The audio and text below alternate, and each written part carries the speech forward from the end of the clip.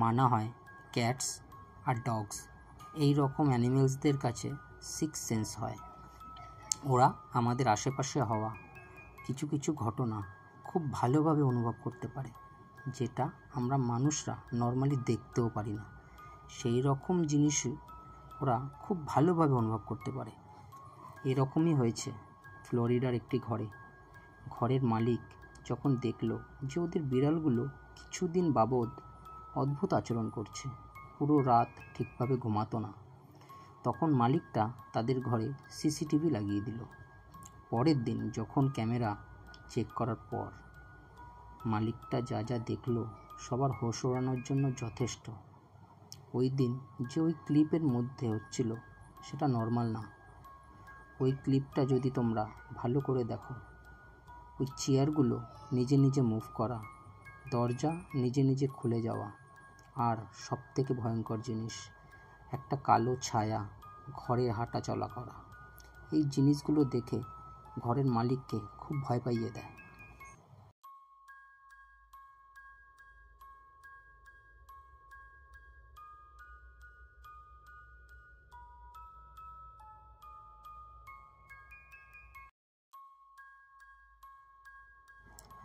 পরের ক্লিপও খুব বেশি ভয়ের।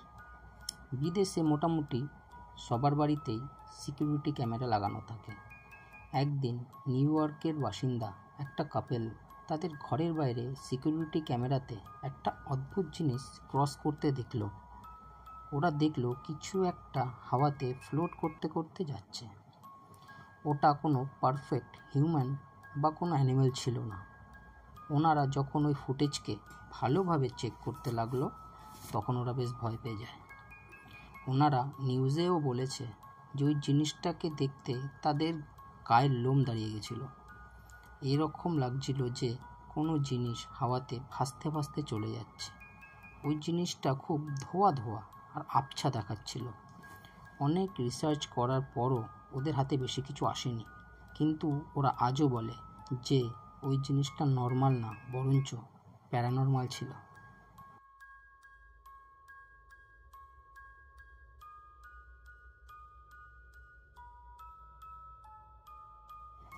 আজকের লাস্ট ক্লিপ এটা, যেই ক্লিপটা তোমাদের সবার হোশ উড়িয়ে দেবে। এই ক্লিপ একটা কার ড্রাইভারের দ্বারা ফোনে রেকর্ড করা হয়েছে।